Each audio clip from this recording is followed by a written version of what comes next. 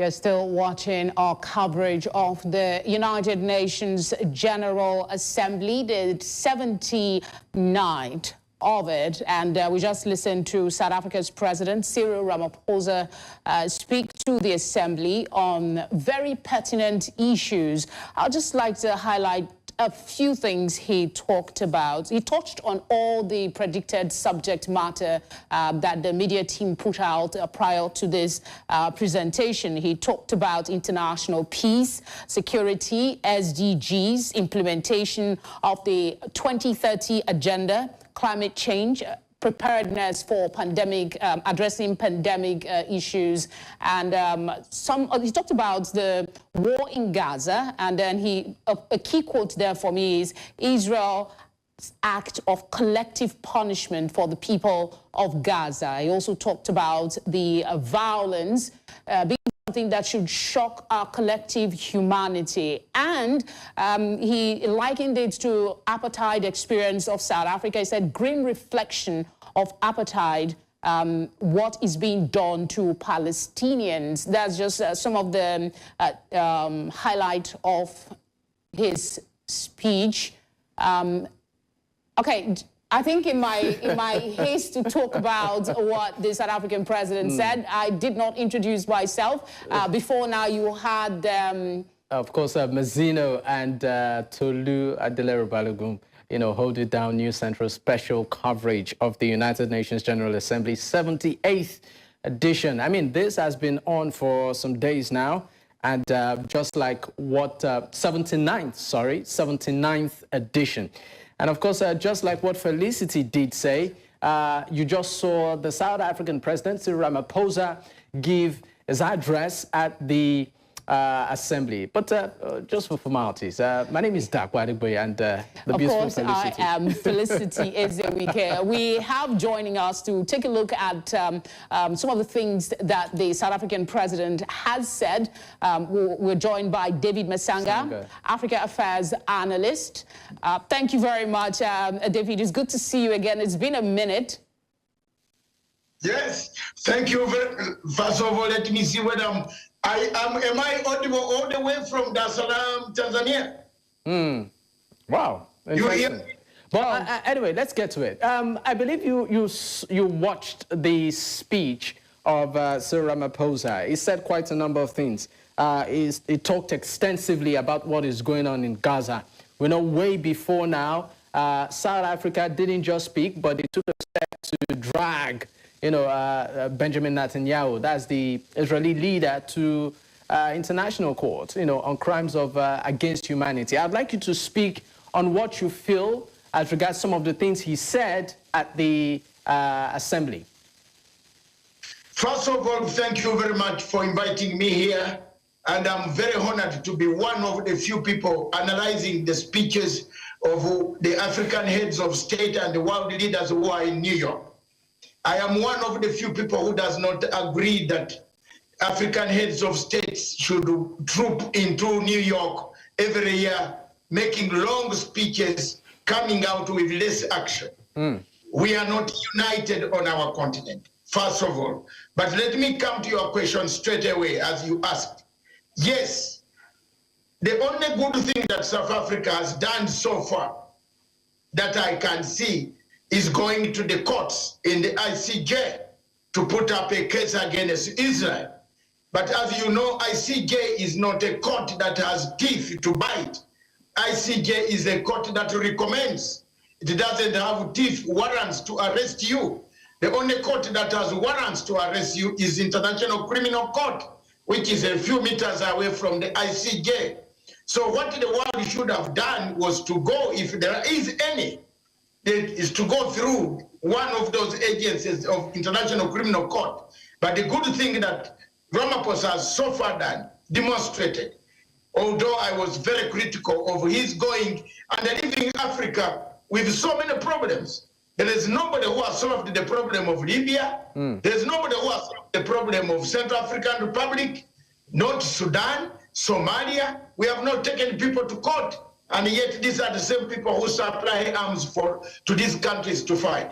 But he has done a great job on that one, as I can see and say it candidly here. right, Masanga, there's something that he talked about. He said the only solution is the establishment of a Palestinian state to exist side by side with Israel, while calling for an immediate ceasefire and the release of hostages. Is this the solution? And do you think you don't seem to have a lot of enthusiasm for the UNGA that is commemorated all the time? So, but does his speech to a global audience have some teeth? It has in the sense that at the moment, Felicity, it is the United Nations, everybody in the world is looking at how to end the war. But all the leaders who are in UNGA are just dishonest. All of them, starting from President Biden to the rest, they are dishonest. They know how they can end this war. The only way to end this war is to bring a two-state solution that was negotiated in Camp David and the Oslo agreements. If you bring those two-state solution and give the Palestinians the right to exist, that is when the war can end. But here we have America, which is one of the biggest bullies across the world. It pushes people to do things, yet they know what they are doing. America knows where these terrorists are. Biden knows where they are. They know it. They are in Qatar. Felicity and my brother there, if you go to Qatar, open up, if you know Arabic, you will see the Taliban offices. You will be Al-Shabaab. You will see Boko Haram offices there. Now, why does America allow these offices to exist? They have Hamas offices in Qatar. Tell Hamas, why don't you sit down on table? The attack on Israel last October is what has sparked this catastrophe of over 30,000 people dead. That is a very huge number compared even to the Second World War. So we have killed people, but yet we know. That's why I call the whole UNGA, the whole trooping in New York, is dishonesty of the highest degree. Because all these leaders who are talking know who is the problem, know where the terrorists are. They don't even denounce. You will see a leader of United Arab Emirates coming there to say he doesn't know anything about the guns that are killing people in Sudan. Yet he's supplying drones. Yet he's supplying arms that are killing black people in Sudan, in Libya. They have divided Libya. So all these things are sweet stories for me. All right, David Masanga, I mean, I would like to ask my next question, but you seem to not, in its entirety, fancy the idea of the General Assembly of the United Nations. For you feel it's a bit of hypocrisy. I bet to think that is where you're headed, with your line of thought. But what would you rather, suggest as, an alternative, if at all, that you feel will be more efficient and effective than what is obtainable at the moment? That will not be a talk shop, because at the end of the day, whatever violence goes on in the background, there has to be a talk shop where we can agree on something. So this is one of the platforms. If you're against it, I mean, whatever you're going to suggest, it's also going to be a talk shop, isn't it? No. Look at Felicity. Look at this point. The United Nations Security Council, 5 members, they are quarreling. They are the people fighting. Now you tell me, China, Russia versus America, Britain, and France. Okay? Is it under chapter 7 of the United Nations General Assembly? United Nations Security Council is supposed to keep peace. Article 39 and 40. Tell me, where are they keeping the peace? Where are they keeping the peace? It is better for us in Africa to come back to, you see, you were asking me a question, where are you heading? I'm heading back to our continent. Let's get out of, you see, these guys are the people who are guardians of peace. They are supposed to keep peace. Okay, David, I'm all for, expressing our our personal views, but let's look at it in the context of the speech that has been given by South African president. He talked about working through the AU to advance the Agenda 2063. He also talked about the efforts that African countries, particularly South Africa, is making to improve on progress for the people so that, you know, they can have a stronger voice at the UN Security Council. This is an advocacy that has been ongoing for a while. He also referenced that justice requires that the UN Security Council be more representative, that is, including the African continent. So let's look at it from that angle. 5 countries seem to hold the power. How soon? Just recently, the US also seconded the call for permanent seats for Africa. How soon will you see, do you see that happening, and will it help in some way? First of all, I oppose the 2 slots. See, I oppose, and there's so many Africans, millions of us don't want 2 slots, we want more. Why do you give us 2 slots? And then you give us 2 slots without veto. How do you invite me to your house? And then you invite me to your studio and tell me to sit there while you talk and I don't talk? Why do you invite me to your house and tell me, come to my house, but don't eat? This is exactly what United States of America is suggesting. We want more slots. In fact, Africa should be given 4 slots, from 4 onwards, because we're 1.4 billion compared to Britain, which is 100 million, compared to France, which is less than 100 million. Look at that. We are 1.4 billion people. This is not personal. This is academic. Tell me why we should have two slots in the UN. Then we don't veto. I think where I was headed with that question, David, is do you see that happening at this 79th Assembly? Will that conversation be strengthened with some sort of documentation that a permanent seat is imminent, maybe in the not too distant future? A permanent seat is like Agenda 2063. First, we have Agenda 2063, African Union told us to do our passports. We did the photographs. We sent the photograph to Addis Ababa. Have we achieved it? No. Let's leave African Union for now, because you asked a question about agenda that Ramaphosa talked about, 2063. What has 2063 done to people? Are you waiting for 2063 in Nigeria where you are? When people don't have electricity, when people don't have drinking water, when people don't have, why do you wait for Agenda 2063? Agenda 63 is made by World Bank, IMF. These are the planners. These are the same people who siphon money from us, resources from us. We have a note. We go on the bank with them. They lend us the money that they have got from us, and then we say we are waiting for Agenda 263. Let the agenda begin now. People in Nigeria want food. People in Nigeria want housing. You cannot tell them 2063. When will 2063 come? Will you be there? I will not be there. God willing, he knows when to take me. So let people all right, put David. This thing of development is not worth it. Let's do it now. David, let's come back to one of the things the South African president did say in his speech. He talked about the climate crisis. And in his words, he said that the African continent seems to be the worst hit, when it comes to the fallout of industrialization and all of that. And he also talked about the issue of climate financing. And I know that at some point there was talks on compensation, particularly for the African continent. I would like you to speak on that.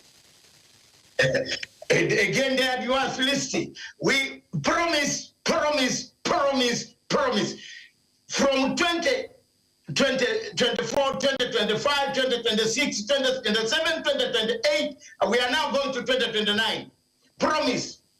The polluters, America, China, France, and others are not, and Russia, they are not paying we have become victims.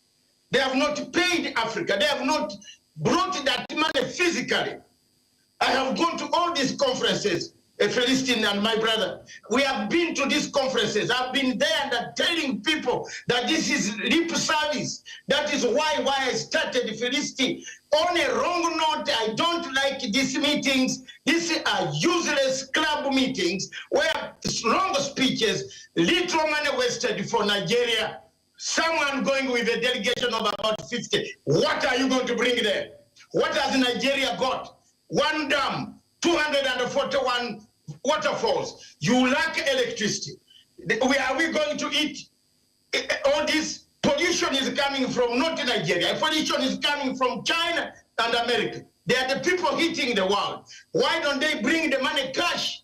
That's what I insist. That's why my president of Uganda, for example, His Excellency Museveni, when he hears my voice and I talk about these things, he doesn't go to these conferences. He's not there.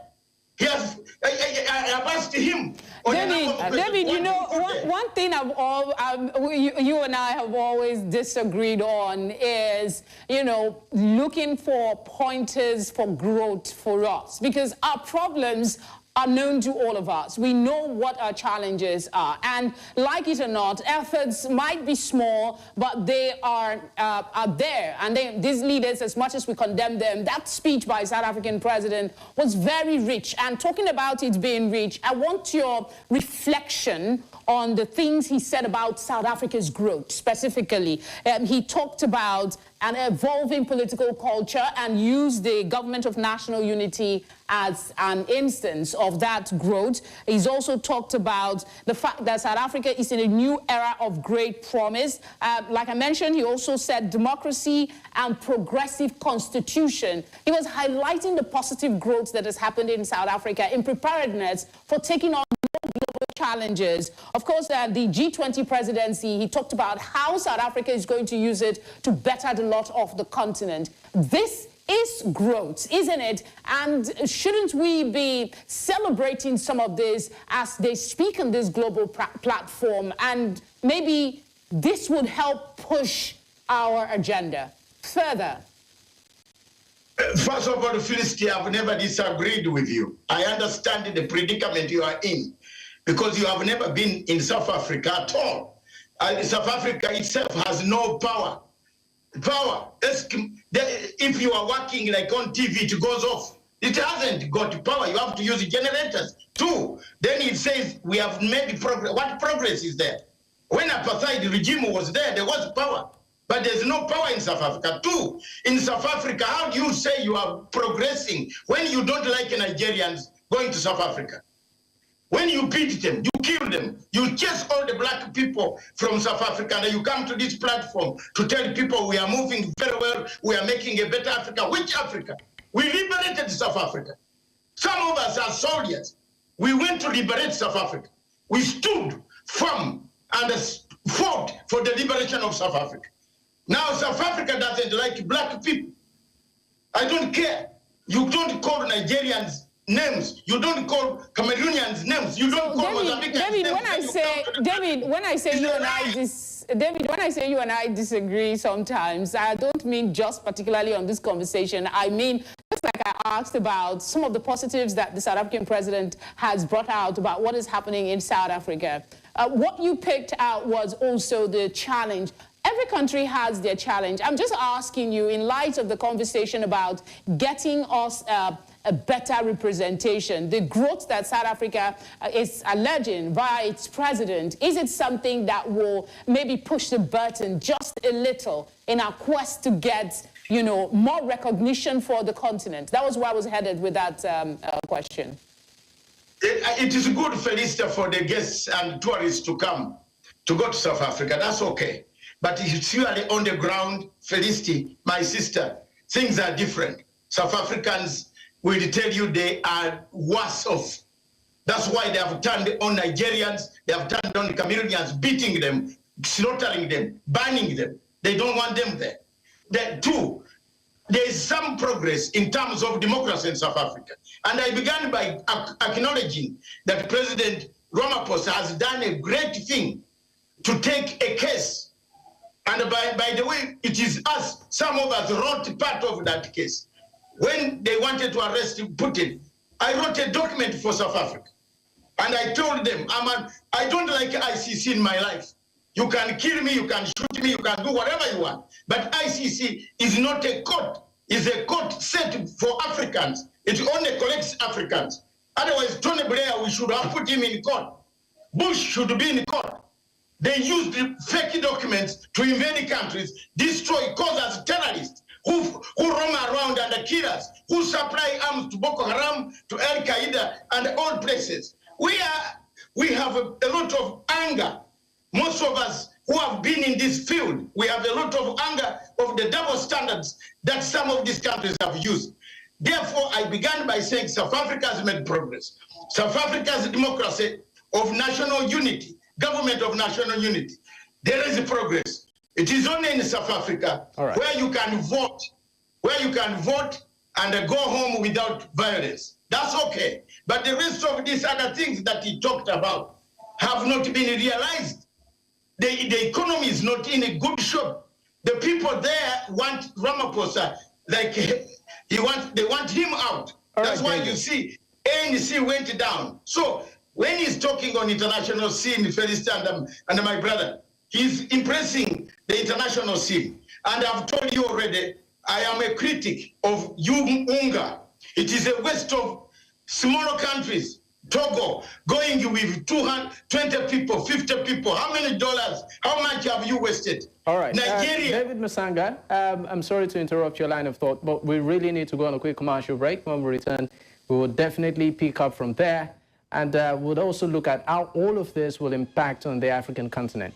Do stay with us.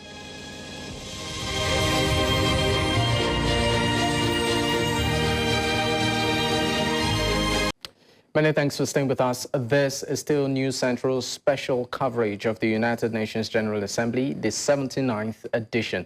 It's also important that we state that News Central actually has a team on ground there live at the venue of this event. Now, this event is meant to run from the 22nd to the 30th of September.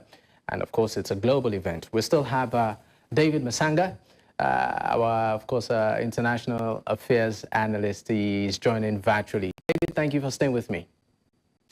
Thank you very much, Felicity and my brother. Your name is very complicated, so I only have crammed. Okay, let's just help you out. It's Dapo.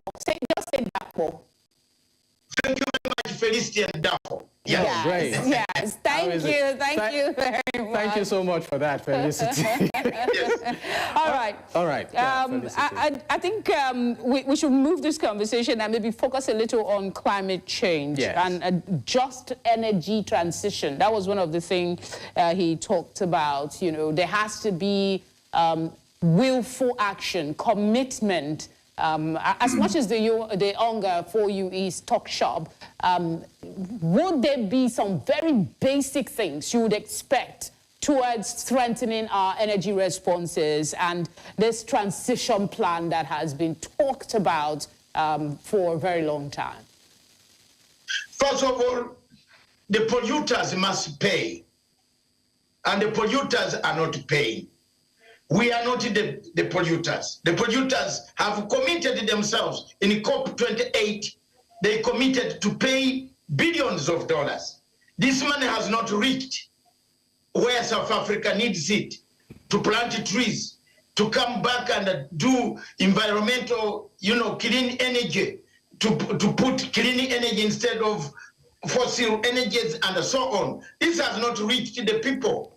That is all. I thank Ramaphosa for bringing it out, because it is one of the things that is changing very rapidly. And yet the people who promised all this money are coming back with something. My brother Dafoe and Felicity, they are saying we now want to buy something called carbon credit, which is now more confusing to Africans. The carbon credit, hectares and hectares. Not everybody knows what carbon credit in Africa is. Somebody comes to Nigeria and says, I'm buying carbon credit. Now, instead of giving us the money to encourage people on the ground to plant trees. When you cut a tree, plant a tree. There are some countries in Africa that are doing very well on environment, but some countries are not having enough resources to do climate preservation. Change is coming very fast, yet there is no resource. There are no resources coming from the pledges that the bigger countries, the polluters, the real culprits of polluting the world have committed to do. United States of America, if Trump comes to power, we have a problem. He's going to say, hello, I have no money. You know, he has already warned us. Africa will be on its own. And yet they continue to produce gas, bad gases that go into changing the weather. Patterns have changed everywhere. Landslides, mudslides, all these things are killing people. So we need money, that pledges that were made. Now, let's aside maybe, monies, in terms of compensation from the West, let's look homegrown. As Africans, within our countries, right, what can be done to further sort of boost this climate drive? Because, I mean, it's biting hard. Times of the year where you would expect rain to fall, you don't see it. Countries are complaining of drought. There's flooding in certain countries. It's irrespective of where you are. So my question to you is this: as Africans, what can we do? How can we take ownership? How can we take responsibility? First of all, we need to come back ourselves to our own Organization of African Unity, AU, or I'll call it African Union. We've left it as a shell. We have not I saw on your program a river in a place, in one of the places where they were showing there used to be a river and the people are walking, the river is gone. But this is in Nigeria itself. So the Nigerian government should look at how can they, start doing something about the climate change. And that is what I'm trying to say, that they should now have programs, start educating people how to maintain, to keep the climate, how to make sure that we don't have these harsh things coming to us, our rivers drying, everything going, and then change the mindsets of the people who are destroying this environment. It is being done everywhere. Change the methods. Remove generators, for example. 3/4 of the people in your country and other countries use generators. Why? You have 241 waterfalls. I've counted them. 241 good waterfalls that can produce hydroelectric power. That is not polluting power. Why don't you build some of these friendly dams that can produce power without a lot of destruction of the environment, the ecosystems of that place, so that water still comes out, but the environment goes well. That is what the governments in Africa should think. But we can't think when we are not united. All right. That is one problem. All right. Another issue, of course, of concern is the economic challenges that many African countries are facing. For instance, Nigeria has an inflation rate of almost 40%. Other African countries, too, their currency currently struggling. There is food insecurity amongst, a plethora of issues. We are seeing companies, multinationals leave, countries and relocate. I mean, this is a major problem, near pandemic, if of course, I'm permitted to use that word. What do you suggest can be done, to revive many of these struggling African nations, particularly post-COVID? Look at this. We have food, for example, take Uganda. We have plenty of food. We don't import food at all. We waste some of the food. You see, look at people in Nigeria crying for food, famine. Why don't we have a method where Uganda can export this food to Nigeria and get what they don't have in Uganda? One of the things that we have to begin doing now, we have over 2,000 currencies in Africa alone. Before you travel from Dar es Salaam up to Lagos. You have passed several currencies down there. So why don't we have a single currency? Why don't we have a common market? Why don't we have free trade? Remove the borders, start lending each other money. Because I was about to I was going to interject. Maybe if you have a thought, just go ahead. Then. Okay, I mean, the single currency, that conversation has been on. It seems like it's dropped somewhere and maybe never to be revisited. We know ECOWAS, has been at the forefront of that unification of the currency and all of that. So I would like you to speak in that regard. Yeah, I think to just add to it, it's in the same line of what he'd say. The AFCFTA, the president, Cyril Ramaphosa, talked about that as something that would improve trade in the region. Where are we with that? ECHO is just one aspect of it, but we do have a signed document for trade. How is that not working for Uganda and Nigeria, for instance? Why can't we have a seamless exchange where maybe what we need, we get, and then what Uganda needs, they get? That's what the AFCFTA is about. First of all, that is on felicity, is theory. You can't move from Uganda to Nigeria without a visa. You need a visa to enter Nigeria. Nigerians can't go to South Africa. So how will you move? How will you move the goods? There's all customs. Every country is just fenced. They have fenced each other in their own countries. Even in areas, the only country, regional border that was working very well was ECOWAS. You are even moving further to using one currency. But do you know who the enemy is? Felix Dwarf, my brother, Dwarf. The enemy is external man who funds us. We don't have our own money. France came in. He said, no, you can't create a common currency. Because once you create a common currency, France will lose out. That's why you see your neighbors top of you, some of them are disappearing into their own organization. Because they see there is no movement east. The one good thing that you people in ECOWAS have done, you have your passport. A Nigerian passport can be used in Ivory Coast, Gambia, Senegal, all those places are ECOWAS. But for us, in East Africa, you need a visa to enter DRC Congo, for example. You can't go there without a visa. We still have a problem, and yet we are in East African community. So there is a lot to be done. Theories, that is why I told you, Ramaphosa is talking about the African continental free trade. It stopped in Kigali. Felicity, I have been attending, and my brother have been attending all these conferences. It stops on the microphone, like the way they have spoken there, and they shake hands and clap, we stop there. 44 countries have signed. Out of 44, only 20-something have ratified.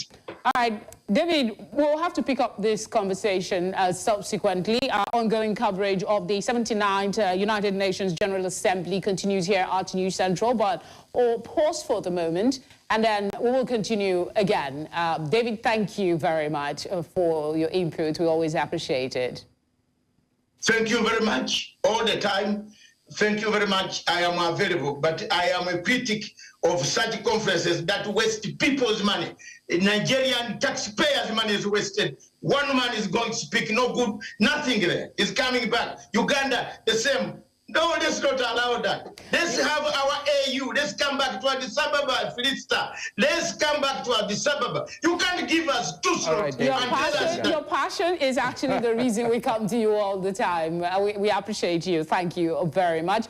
I guess we'll go on a short break now. We will be having Politics HQ come on, and then we will continue our live coverage of the United Nations General Assembly. Do stay with News Central. For now, I'm Felicity Ezewiike. And I'm Dapo Adigwe. See you in a moment.